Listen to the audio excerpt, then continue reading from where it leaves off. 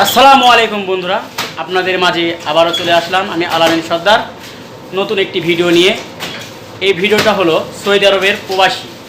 আপনারা দেখেন প্রবাসীরা কতটাই কষ্ট করে, আর দেখতেই পাচ্ছেন প্রচুর পরিমাণ গরমে গা ঘেমে যাচ্ছে।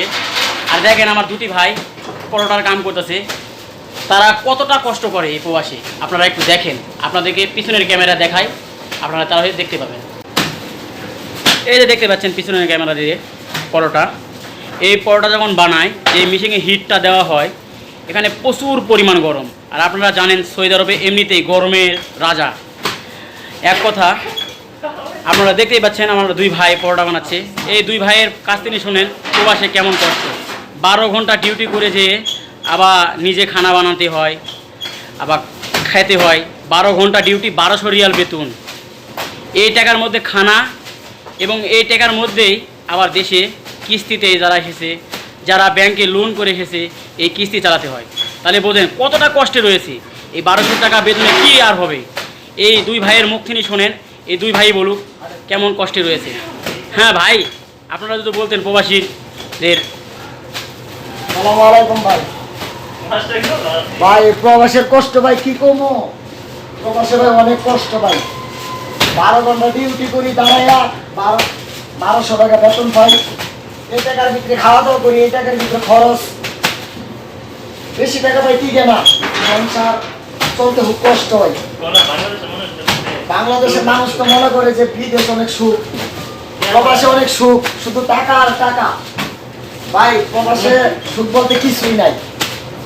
যে একবার প্রবাসে পা দিছে সে বুঝতে পারে,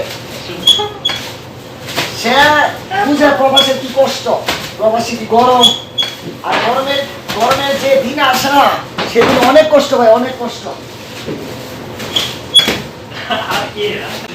আপনারা শুনলেন আমার এই ভাইয়ের কাছে প্রবাসীদের যে কী কষ্ট।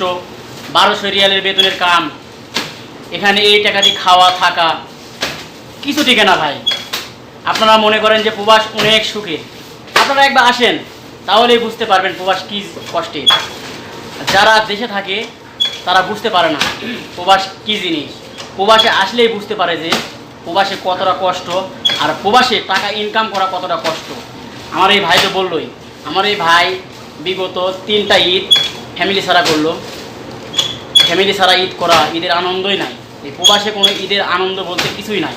আর আপনারা জানেন না এই কোম্পানি ঈদের দিনেও খোলা থাকে, ঈদের দিনেও কোনো বন্ধ নাই। 12 মাসে কোনো এক দিনও বন্ধ নেই। 1200 রিয়াল বেতন, তাহলে বোঝেন প্রবাস কতটা কষ্টে। আপনারা সবাই ভাবা চিন্তা আসবেন প্রবাসী, আর এখানে একটু সমস্যা হলে 50 রিয়াল বেতন কেটে দেয়। তাহলে বোঝেন কত নিয়ম কারণ করা।